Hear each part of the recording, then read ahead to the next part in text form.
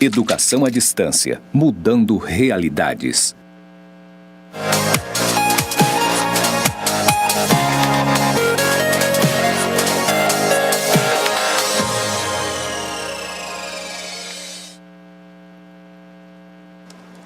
Tudo bom? Olá, nós estamos aqui iniciando a nossa quinta e última aula da disciplina de Economia Regional. Ao longo da nossa disciplina, nós tivemos uma abordagem teórica, depois um pouco mais prática, a respeito das características da economia do estado de Rondônia. Na aula de hoje, vamos revisar todo esse conteúdo e vamos nos preparar para a prova. Tudo bem com você? Estamos aqui, eu, professora Denise Tontiucci, e a professora Adriana. Tudo bom, professora? Tudo bem? Então, vamos hoje, prestar atenção na revisão para ir super bem na prova. E eu tenho certeza que durante essas aulas vocês aprenderam muita coisa sobre economia e sobre a economia regional. É muito importante, para a gente que mora aqui no estado e que vai se desenvolver aqui, vai trabalhar aqui, conhecer sobre esses aspectos. E eu acredito que vocês conheceram muito nessas aulas todas e hoje nós vamos então revisar. Para mim é uma grande satisfação trabalhar essa disciplina, eu particularmente, porque eu sou aqui do estado de Rondônia, sou economista, então tenho muito interesse por esse tema e a gente pode ver o objetivo geral da disciplina, que é justamente isso que a professora Adriana estava comentando, de entender as características da economia do estado de Rondônia. Esse é o objetivo da nossa aula, que é o objetivo geral da disciplina. E a gente começou discutindo isso vendo alguns conceitos, como quais são os objetivos da economia, A economia estuda como as pessoas podem obter mais coisas, como diminuir a distância entre o que as pessoas querem e o que elas são capazes de obter. E esse é o problema básico estudado na economia, A gente tem dois caminhos para equilibrar o que a gente quer, o que a gente pode ter. A gente pode consumir menos ou a gente pode produzir mais. O foco maior da economia é aqui nessa questão de produzir mais, como produzir mais bens e serviços com melhor qualidade para atender o desejo de consumo de todos.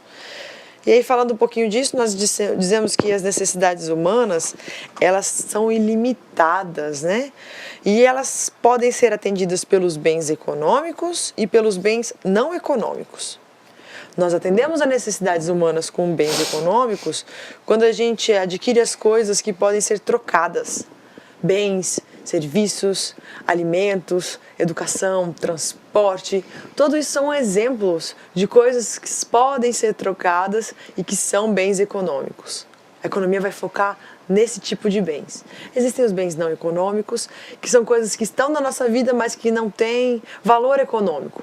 Por exemplo, os rios ou as nossas relações familiares, essas coisas têm uma relação não econômica. Aqui a gente vai focar, então, nos bens econômicos para a satisfação das necessidades humanas. Quando a gente falou de necessidades humanas, a gente falou que existem recursos, muitos recursos, que podemos produzir o suficiente para atender às necessidades de todos.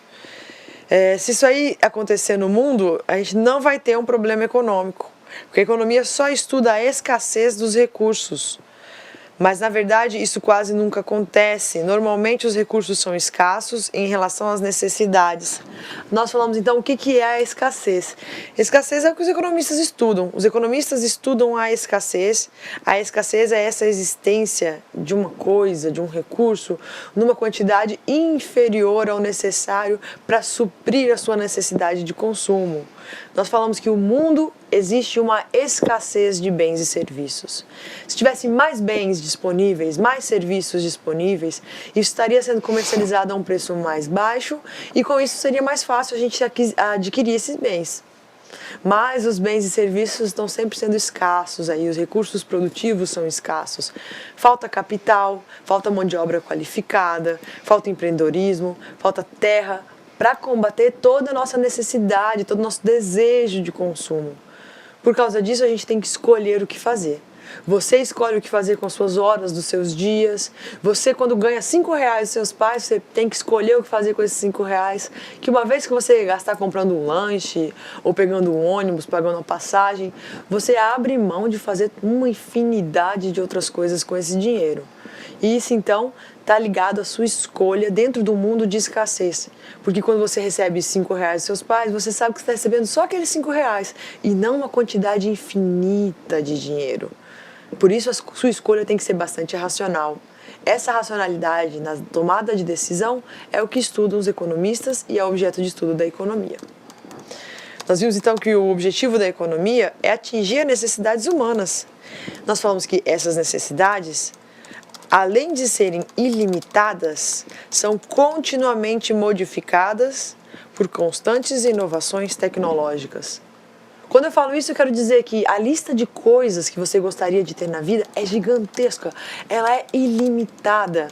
E se você conseguisse listar todas as coisas que você deseja, comprar um celular, uma casa, um carro, uma moto, uma viagem, todas as coisas que você deseja, daqui a pouco uma inovação tecnológica vai criar coisas novas que você nem sabia que você queria, mas que você vai passar a desejar. Antigamente não existia celular, não existia smartphone, não existia tablet. Hoje em dia até os relógios podem ser inteligentes e contar com uma tecnologia. Pode ter um despertador, pode tocar o seu celular tocando no telelógio também. A tecnologia cria novos produtos que entram para nossas necessidades humanas. Por isso, controlar as necessidades humanas é necessário, mas também é necessário aumentar a produção para tentar atingir um nível maior de satisfação humana e equilíbrio entre o nosso desejo de consumo e a nossa capacidade de produção. Nós falamos na nossa aula a respeito de 10 princípios de economia que definem mais ou menos algumas características gerais da economia. Um grupo desses princípios pode ser organizado em como as pessoas tomam decisões. Primeiro, nós falamos que as pessoas enfrentam trade-offs, é uma palavra em inglês para dizer escolhas. Quando você escolhe o que fazer com uma hora do seu dia, você está abrindo mão de outras coisas, você está enfrentando uma escolha do que fazer com essa uma hora. Eu vou estudar, eu vou brincar com meus colegas, eu vou assistir televisão, eu vou ajudar em casa. Isso são escolhas que nós enfrentamos com cada real que a gente gasta, com cada momento do nosso tempo e com todos os recursos produtivos. Com o que eu planto na terra, com o que eu invisto com esse capital. Todo o tempo a gente está enfrentando escolhas que são mutuamente exclusivas. Até quando você vai fazer a sua prova, você está enfrentando esse tipo de escolha. Se você for marcar a resposta na letra B, você não pode marcar em outra letra. Então, nós enfrentamos escolhas o tempo todo, porque tudo é limitado, é escasso. Até a possibilidade de respostas numa prova é só uma. O tempo todo nós estamos enfrentando a escassez. O princípio número 2 fala que o custo de alguma coisa é aquilo que você desiste para obtê-la. Eu gosto muito desse princípio, eu acho que ele é um norteador para toda a sua vida. Quando você decidir o que você for fazer da sua vida depois do ensino médio, o custo disso é tudo que você desiste para obter aquela coisa. Por exemplo, se você decidir fazer uma faculdade à noite, todo dia você vai se deslocar um trajeto, vai chegar até o local da sua faculdade, vai estudar e depois vai voltar para casa. Talvez você passe numa universidade federal, gratuita, pública, e você tenha aquela ilusão de que aquilo não tem custo, aquilo é gratuito, totalmente sem custo para você. Mas não é verdade. O custo de uma coisa pode ser medido pelo que você paga, pelo que você desembolsa, mas também ele é medido pelo que você abre mão para fazer aquela coisa. Por exemplo, se você está fazendo a faculdade, uma das coisas que você está abrindo mão é porque você não está trabalhando nesse horário. Você poderia estar fazendo um emprego à noite, que vai talvez te remunerar bem. Ou você poderia estar estudando para um concurso, ou você poderia estar planejando abrir o seu próprio negócio. Tudo que você faz com um recurso produtivo que é escasso tem custos relacionados a tudo aquilo que você abriu mão para tomar aquela decisão. Então, o que você faz, por exemplo, com uma hora do seu dia, tem como custo tudo que você está abrindo mão, tudo que você está deixando de fazer nessa uma hora. Se você assistir uma hora de televisão, essa hora não é gratuita, você poderia estar trabalhando, ganhando dinheiro com essa hora. Você poderia estar se dedicando a outras coisas e esse é o custo para nós economistas. Nós chamamos isso de custo de oportunidade. É oportunidades que você abre mão para agarrar aquilo que você decidiu fazer. Falamos um pouquinho mais sobre o princípio número 3, as pessoas raciocinam na margem. Essa é a ideia de que nós pensamos sempre numa margem no sentido de uma unidade adicional. Qual vai ser o efeito se eu investir R$1 a mais, se eu usar 1 minuto a mais no meu tempo? Porque a gente não tem uma chave que a gente vira totalmente o nosso tempo de uma coisa para outra. Por exemplo, a gente pensa assim, qual é o efeito se eu jogar 1 hora menos de futebol e estudar 1 hora a mais na minha vida, semanalmente? A gente não pensa totalmente qual é o efeito de eu começar a estudar 20 horas por semana. Nossa vida é pensada muito na margem nesse sentido de um pouquinho a mais. Forçar um pouquinho a mais, 1 hora a mais, R$1 a mais, um pouquinho de cada coisa. Essa é a ideia do pensamento na margem. Nós falamos do princípio 4, as pessoas reagem a incentivos. Esse é um princípio muito importante para os economistas. Muitas vezes ele é muito utilizado para as políticas públicas e para as campanhas de marketing das empresas. As pessoas reagem sim aos incentivos. Se a gente faz uma campanha de reciclagem e pede para as pessoas reciclarem as latinhas de bebida, né, latinhas de refrigerante, por exemplo, a gente está fazendo um incentivo para esse tipo de coisa. Uma campanha publicitária muda a sua vida. Se a gente faz uma campanha antidrogas, isso muda a sua vida também. Se os governos fazem alguns tipos de incentivos, por exemplo, cria uma política de cotas para alunos da escola pública, ele está criando um incentivo para fazer uma mudança social ao promover a entrada de mais alunos de baixa renda em universidades e institutos do ensino médio. A gente vai ter aí uma mudança social de algum incentivo que o governo está dando. Isso aí é muito importante para pensar a economia, muito importante para pensar tanto a área pública quanto a área privada. As pessoas reagem muito aos incentivos e é importante saber qual incentivo você está dando para as pessoas quando você faz uma mensagem. Às vezes o incentivo funciona no sentido totalmente oposto. Na literatura de economia a gente estuda um caso que é bastante clássico, que fala de uma escola particular, onde os professores às vezes tinham que ficar até um pouquinho mais tarde, porque os pais não vinham buscar seus alunos. Seus filhos, né, os alunos da escola. E aí, essa escola quis criar uma multa para esses pais que deixavam os filhos até mais tarde. E aí o que aconteceu é que antes eles tinham 2, 3 alunos ficando até mais tarde, que os pais não vinham buscar, e depois que eles instituíram essa multa, eles começaram a ter muito mais alunos ficando até mais tarde. Isso aí é um incentivo que funcionou ao contrário, esse é o exemplo que a gente está comentando, porque nesse caso a racionalidade por trás desse exemplo é os pais antes sentiam um sentimento de culpa de deixar os filhos um pouco a mais, além daquele horário que eles estavam pagando a mensalidade para deixar os filhos na escola.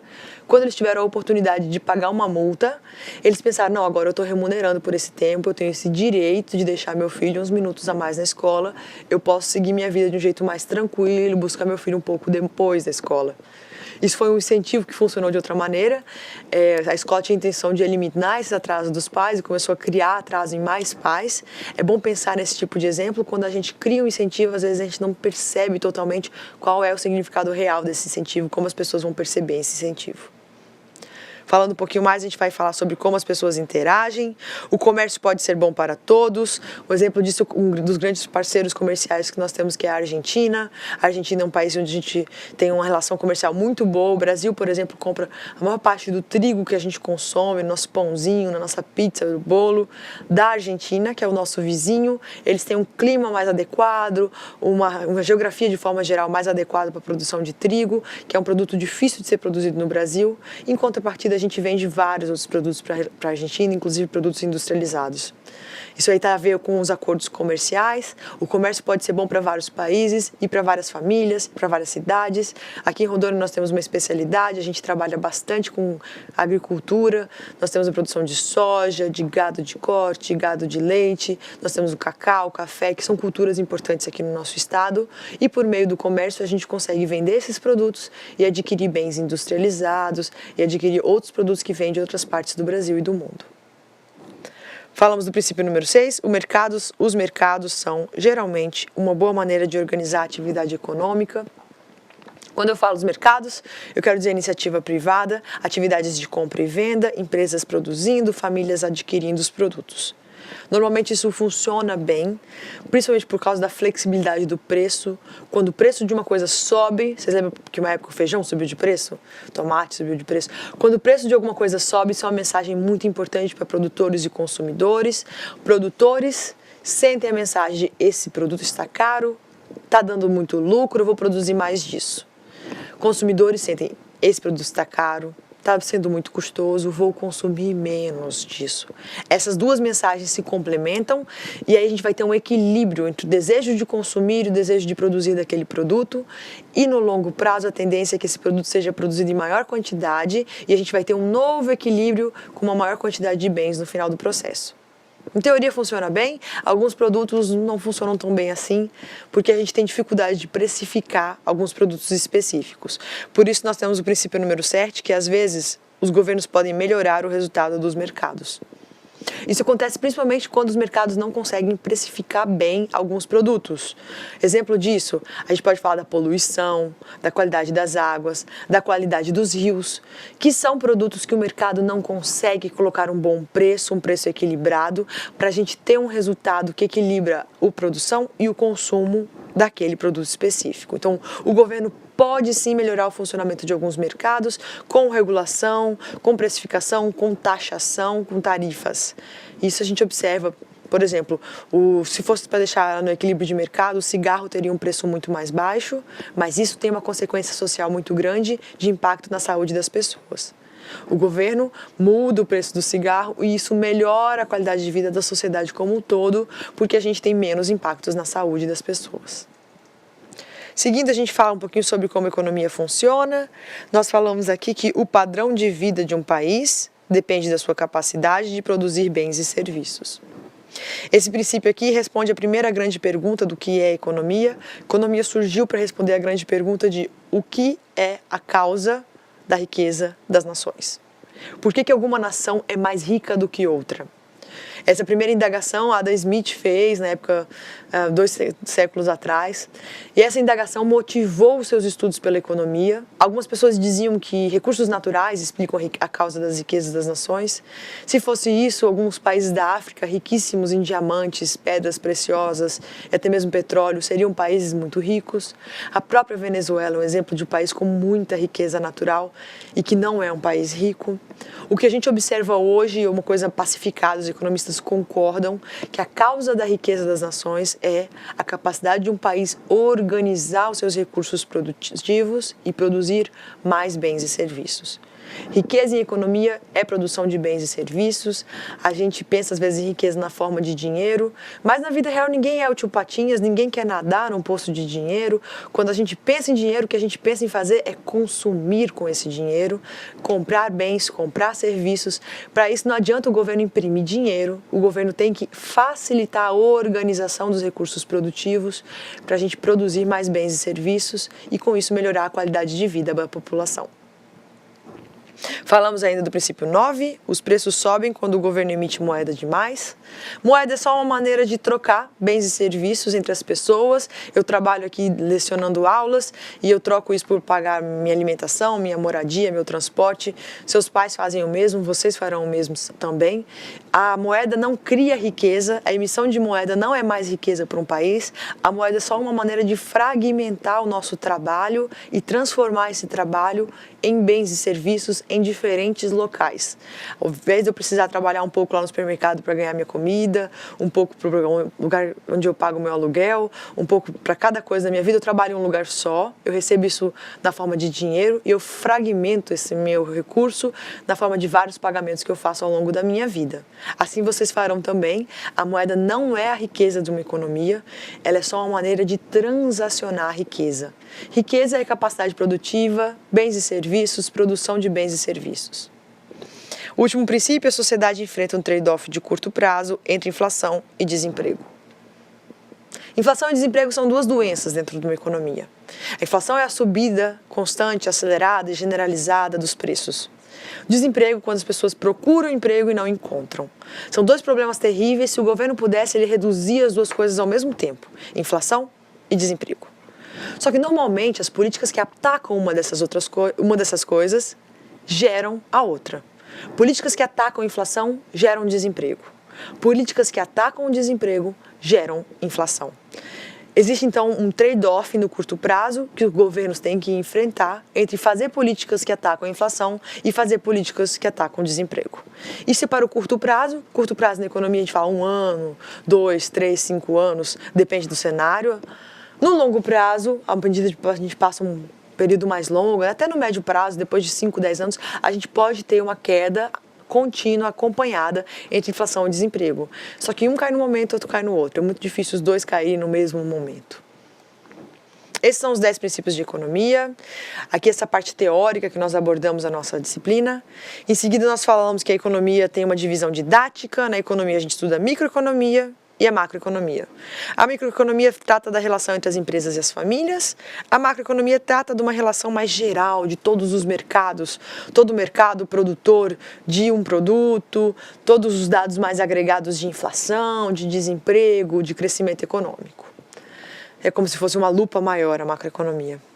Depois nós falamos um pouquinho sobre desenvolvimento econômico, esse conteúdo que nós abordamos na nossa aula 2. Nós discutimos um pouco o que é crescimento econômico. O crescimento da economia é medido pelo PIB. O PIB é Produto Interno Bruto, é a produção de riqueza dentro de um país. Mas nós falamos que desenvolvimento é algo um pouco diferente. O crescimento econômico é medido pelo Produto Interno Bruto, que mede a produção de riquezas do país em determinado tempo, mede a produção de produtos e serviços, mas desenvolvimento a gente mede de outras formas, tem várias formas de medir desenvolvimento, a mais popular, a mais usual é uma criada pela ONU, que é o Índice de Desenvolvimento Humano, também chamado IDH.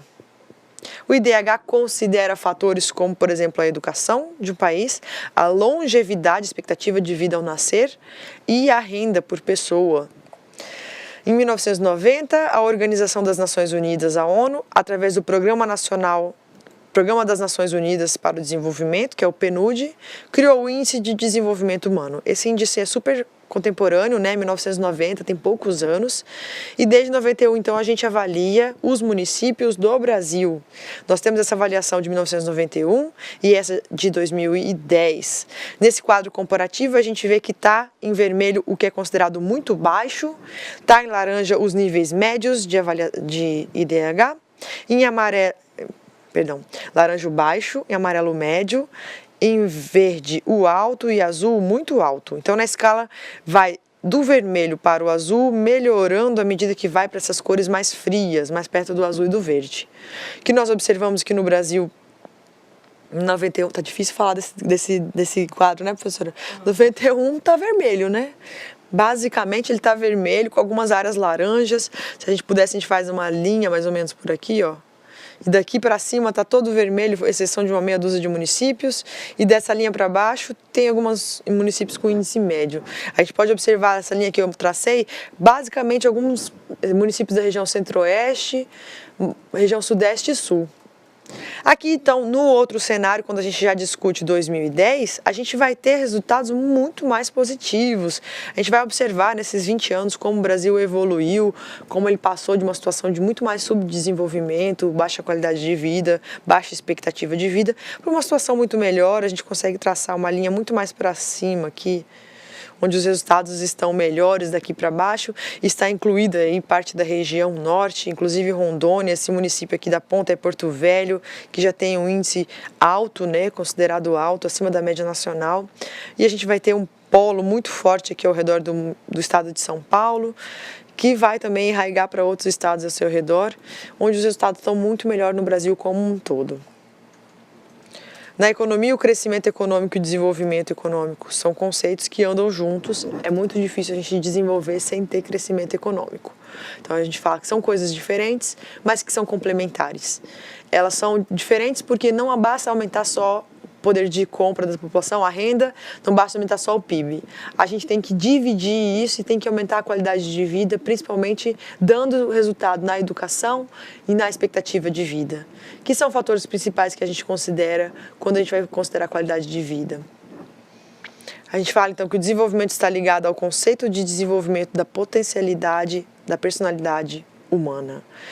Chegar ao potencial da personalidade humana é um dos desafios do desenvolvimento.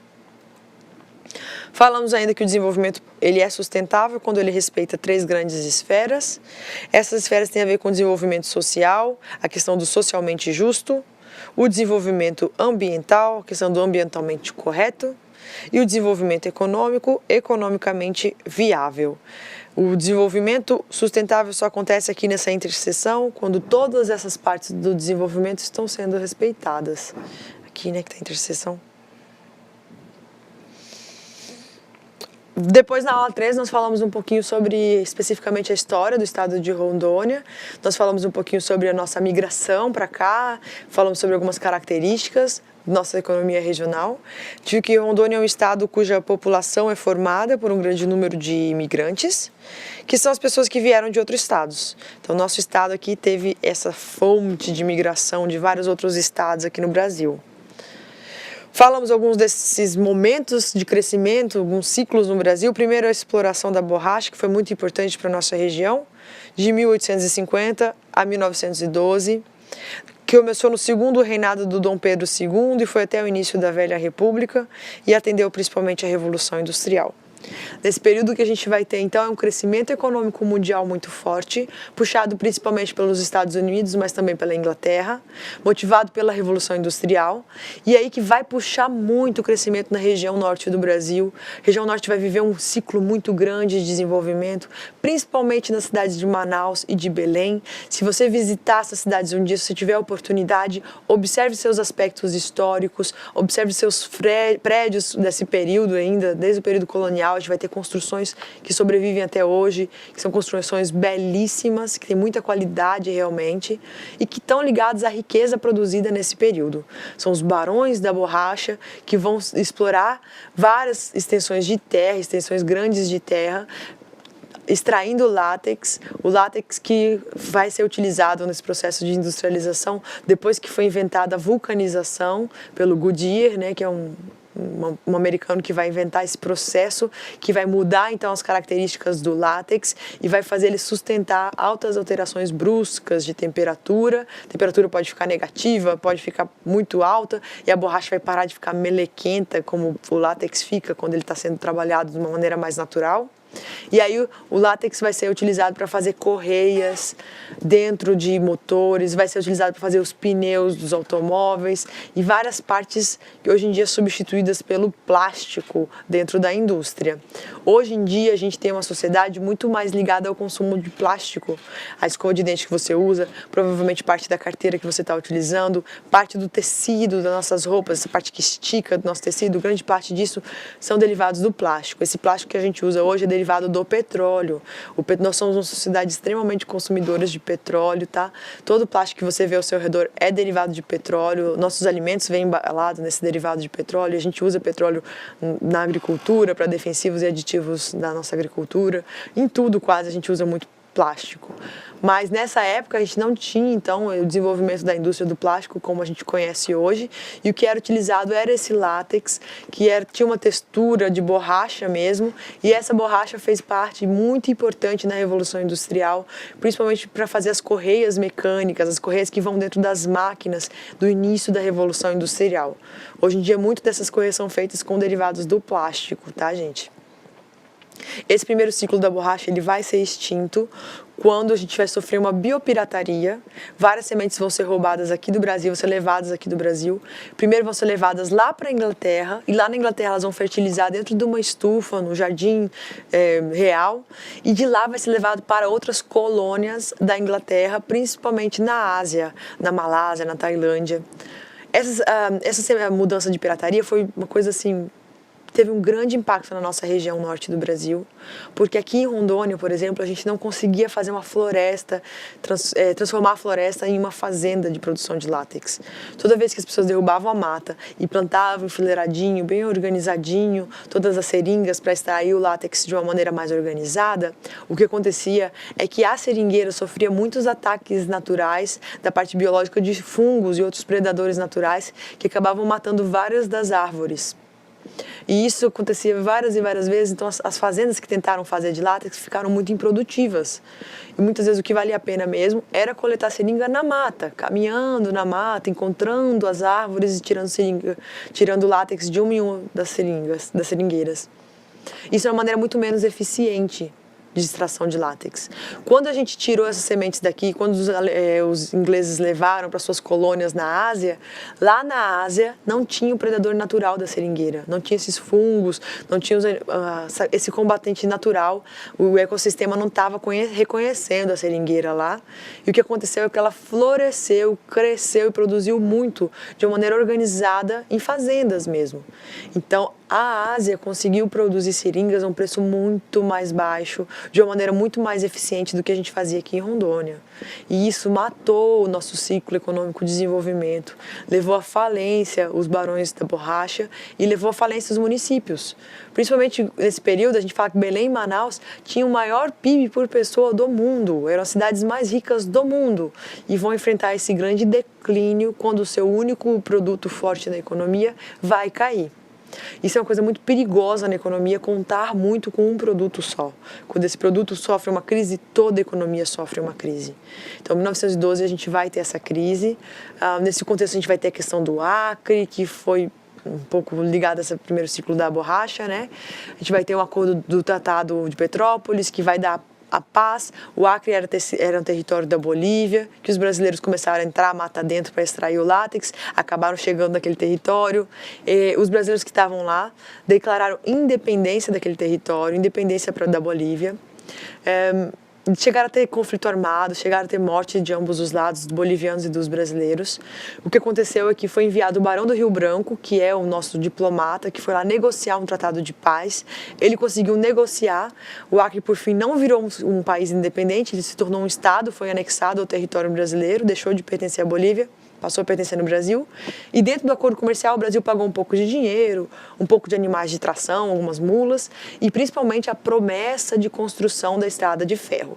Isso foi em 1904, essa estrada de ferro teve bastante dificuldade para ser construída, várias equipes tentaram construir, principalmente os ingleses, foi nesse período que foram levadas sementes aqui dessa nossa região do Brasil. E ela só foi construída e concluída em 1912. Quando ela foi concluída já era tarde demais.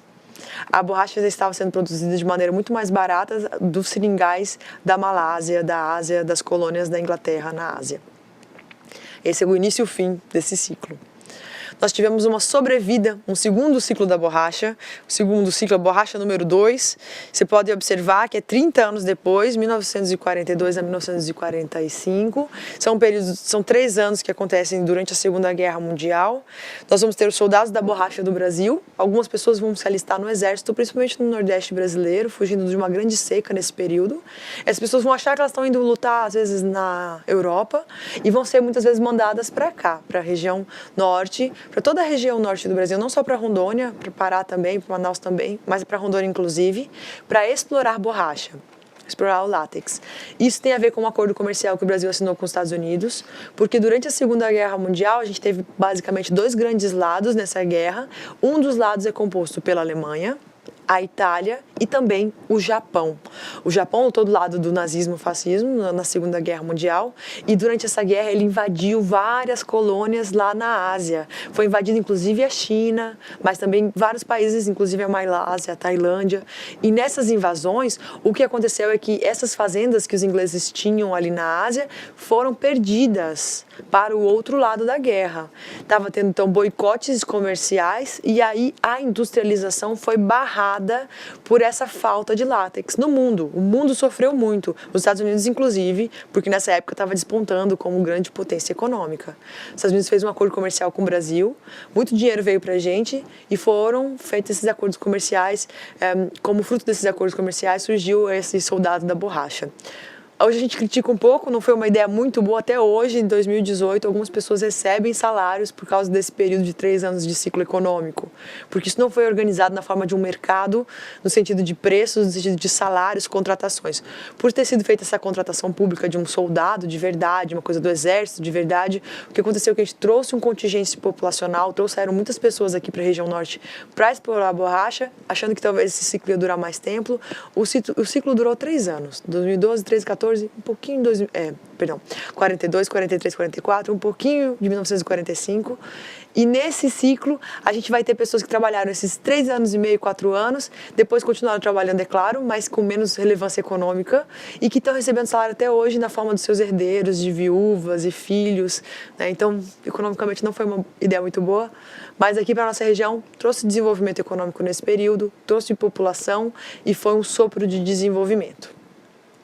Depois disso, a gente fala do estanho e do garimpo como uma fonte de desenvolvimento para o estado de Rondônia, principalmente em 1952 a 71, quando foram feitas descobertas de jazidas na região de Machadinho, de Buritis, vários municípios mais do interior. Foi o primeiro momento de interiorização da nossa população. Até agora, os 2 ciclos da borracha aconteceram muito aqui perto da região de Porto Velho e de Guajará-Mirim. Esse primeiro ciclo, que vai trazer as pessoas mais para a parte do interior do estado de Rondônia, na época nem era estado ainda, né? Mas era um território federal, o que vai trazer para essa parte do interior está ligado a essa questão de descoberta de minérios. Tá? Depois dessa questão de minérios, que está muito ligada à siderurgia nacional, né? O período da siderurgia de Volta Redonda, o período do JK, Juscelino Kubitschek na década de 50, né? 50 anos em 5, a gente vai ter produção de automóveis no Brasil, um surto de industrialização, e que vai demandar muito esses minérios. Então, Rondônia vai contribuir para a industrialização no Brasil por meio da produção de minérios. E depois disso, o nosso ciclo vai se emendar um no outro, a questão do minério vai emendar 1970. Eu falei até da década de 90, mas é até hoje, né?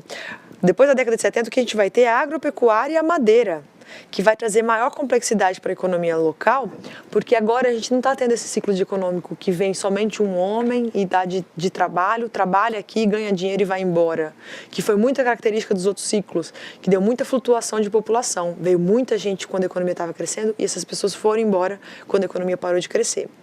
Agora, a partir da década de 70, a gente vai ter a atuação do INCRA, que vai fazer esses projetos de assentamentos, PIC, PADES, PA, que são alguns projetos que vão criar os nossos núcleos urbanos, os municípios do nosso estado, e vai trazer uma complexidade muito grande para a economia local. A gente vai ter comércio, a gente vai ficar realmente abastecido. Muito antigamente, Rondônia não tinha condições de você comprar quase nada, faltava roupas específicas que você quisesse consumir, um produto novo que fosse lançado de tecnologia, tipo um videocassete, você não conseguia comprar mesmo que tivesse dinheiro, porque faltava comércio especializado, trazer produtos diferentes para ser vendido aqui. Esse ciclo de agropecuária e exploração da madeira é o momento econômico que a gente vai ter um crescimento mais sustentável, com a população que vai vir para o estado e vai ficar aqui no estado e que vai desenvolver as cidades e o comércio dentro das cidades. Vai trazer uma complexidade realmente para nossas cidades e vai ser um ciclo que não vai ter esse movimento de crescer a população e depois cair a população. A população vai ficar um pouco mais estável, a gente vai ter um crescimento mais sustentável da nossa população e da economia como um todo. Professora, tem uma dúvida aqui, antes da gente passar para o próximo assunto, eu queria pedir uma explicação aqui, que tem uma escola que está com uma dúvida com a questão da inflação e desemprego, que eles não entenderam uma coisa.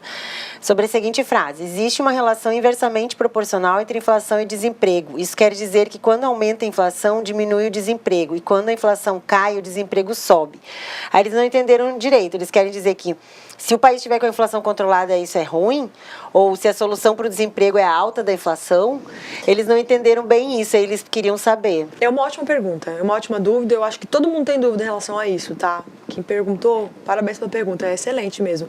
Porque não é exatamente que é uma coisa ruim, é que é muito difícil fazer uma política pública, ter uma receitinha que resolva esses dois problemas. Esse é um assunto muito delicado. Por exemplo, se eu faço uma política que vai incentivar o emprego, eu posso fazer uma política que vai ter mais contratação de pessoas, vai gerar mais emprego, vai reduzir o desemprego. Quando eu aqueço a minha economia, mais pessoas estão consumindo, imagina que no seu bairro todo mundo arruma emprego. O que vai acontecer com a padaria? O que vai acontecer no mercadinho? Vai ter muito mais gente indo comprar na farmácia, na padaria, no mercadinho. E isso faz faltar produtos e faz o preço subir, tá? Gera inflação. E aí os economistas sempre estão ali medindo o que está sendo o pior castigo da nossa economia nesse momento. Eu posso dizer para vocês, nesse momento a gente está com a inflação bastante controlada, o desemprego está muito alto. Então, nesse momento hoje, a política pública tem que atacar o desemprego. Ao atacar o desemprego, provavelmente essa política pública vai gerar um pouco de inflação. E aí a gente vai escolhendo tanto que a gente quer atacar do desemprego, sabendo que vai gerar um pouco de inflação, e aí a gente vai chegar até um nível que a gente vai falar, não, agora o desemprego está mais controlado, a inflação ficou muito alta, vamos dar uma controlada aqui só na inflação. É muito difícil fazer uma política que controla as duas coisas ao mesmo tempo. Então, normalmente, os governantes têm que escolher, e aí o que o governante às vezes pode fazer políticas diferentes ao mesmo tempo, faz uma política só para inflação, outra só para o desemprego, mas uma vai anulando a outra. Tá? Não sei se eu consegui explicar bem, tem uma expressão em inglês, que agora eu esqueci qual é o presidente, eu acho que foi o Roosevelt que falou, que os economistas falam em inglês assim, de um lado a gente tem isso, do outro lado tem aquilo, mas a expressão em inglês é assim, em uma mão a gente vai fazer uma política de diminuir o desemprego, em outra mão a gente vai diminuir a inflação. Aí Roosevelt disse assim, eu preciso de um economista que tenha uma mão só. Né? Que é muito isso na economia, muitas vezes você vai fazer uma política, você não tem um resultado só, você tem dois resultados ao mesmo tempo. E nesse caso de inflação e desemprego, os resultados são contrários. Você tem um resultado bom para um lado e ruim para o outro. É diferente, por exemplo, da flutuação de preços. Quando um preço sobe, os dois resultados que a gente tem na economia equilibram a quantidade de preço daquele bem. Vou dar um exemplo, tá? Quando subiu o preço do tomate. Subiu o preço do tomate, vários produtores começaram a produzir tomate, porque estava dando muito lucro. Subiu o preço do tomate, várias famílias substituíram o tomate por outros produtos, porque o tomate estava muito caro. Essas duas políticas aumentam a produção do tomate e diminuem o consumo, dá uma equilibrada e o preço começa a cair. Então, o mercado funciona bem quando ele se regula com preços. Agora, inflação e desemprego é uma coisa que o mercado não consegue funcionar muito bem, o governo geralmente precisa intervir para resolver esse problema. Muito boa pergunta. Essa pergunta foi da escola Jean Piaget, de Espigão do Oeste, do professor Ralph. E também a gente tem a escola Boa Esperança de Alta Floresta, que mandou uma mensagem aqui. A gente está dando um alô lá para os alunos. Obrigada pela participação, gente. Bom, quando eu estava comentando a questão do ciclo da madeira e agropecuária no nosso estado, trouxe assentamentos, está ligado ao INCRA, distribuição de terra, tem uma questão de mais igualdade, né, no nosso estado. Isso tem impacto também na população. Eu preparei esse gráfico para mostrar para vocês como que é a flutuação de população na nossa história. Na década de 50, o estado inteiro de Rondônia tinha uma população de não chegava a 37 mil pessoas. Isso aí na década de 60 subiu para 70 mil pessoas, na década de 1970 116 mil, e na década de 80, quando a gente começa forte essa questão da atuação do INCRA, a gente vai ter essa subida gigantesca aqui para 500 mil de habitantes no estado de Rondônia. Então, realmente, a gente vai ver que esse vai ser o crescimento do estado que vai gerar uma coisa que a gente chama de consumo interno, um crescimento endógeno ligado ao próprio consumo. A gente não vai precisar tanto de exportar toda a nossa produção, porque vai ter muito mercadoria local, vai ter muito comércio local, mercados locais funcionando. O que eu quero dizer? Mercadinhos no sentido de lojas, de serviços sendo prestados para atender a própria população, porque a população cresceu tanto. Isso é muito importante, tá? Porque a gente não vai ficar tão dependendo do crescimento econômico do mundo, da mudança do preço das nossas commodities em outros países para a gente ter o crescimento econômico. Falamos então que as etapas de produção de bens e serviços são chamadas de processo produtivo e que os processos produtivos buscam maximizar os lucros. Que produzir de uma maneira mais moderna nem sempre significa utilizar tecnologias mais complexas, como computadores e robôs. E o exemplo disso são os alimentos orgânicos, que estão dentro do processo de modernização por envolverem mais agregação de valor ao produto. Na sala 4, nós falamos um pouquinho sobre políticas públicas. Dissemos que uma política pública é tudo que o governo decide fazer e o que o governo decide não fazer para enfrentar um problema público. E falamos das políticas públicas de desenvolvimento econômico regional, aqui aquele mesmo gráfico que eu já trouxe, mas agora 91 e 2000, e por fim 2010, né, mudando esses IDHs municipais. Falamos de algumas políticas públicas de desenvolvimento regional no estado de Rondônia. Por exemplo, a questão da ocupação territorial, que a gente tem o nosso órgão estadual do DR construindo estradas, abrindo estradas até hoje, a gente tem abertura de estradas não pavimentadas mesmo, não estou falando de asfalto não. Pegar a mata, destruir as árvores e fazer uma estrada. Isso é uma política de ocupação territorial. Você dá acesso a uma terra, você consegue produzir ali economicamente, você consegue fazer com que as pessoas morem ali com maior qualidade de vida, acessem melhor as escolas. É uma política de ocupação territorial.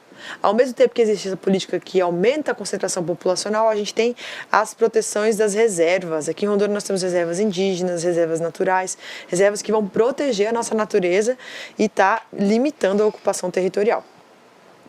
Falamos das políticas de desmatamento, com o limite de construção das próprias estradas e o relatório de impacto ao meio ambiente, que é o relatório RIMA, que as empresas têm que apresentar quando vão fazer um grande projeto.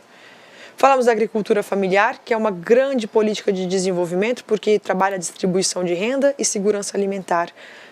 Essa política de agricultura familiar conta com alguns programas como o PRONAF, PROAMbiente e PROMANEJO.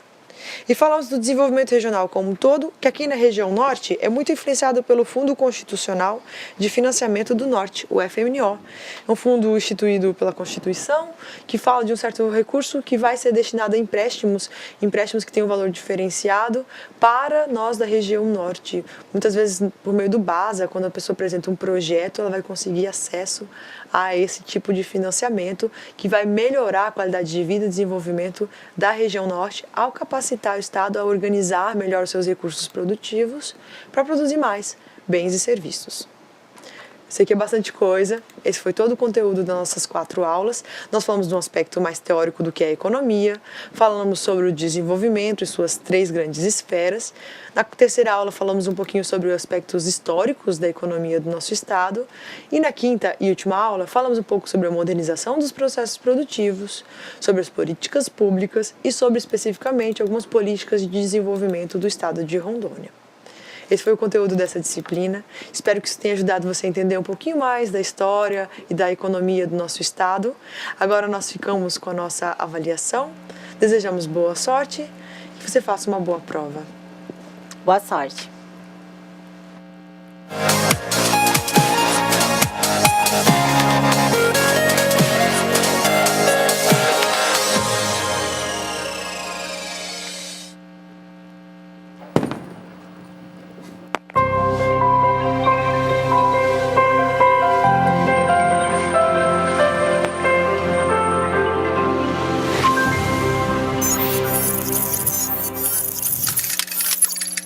Educação à distância, mudando realidades.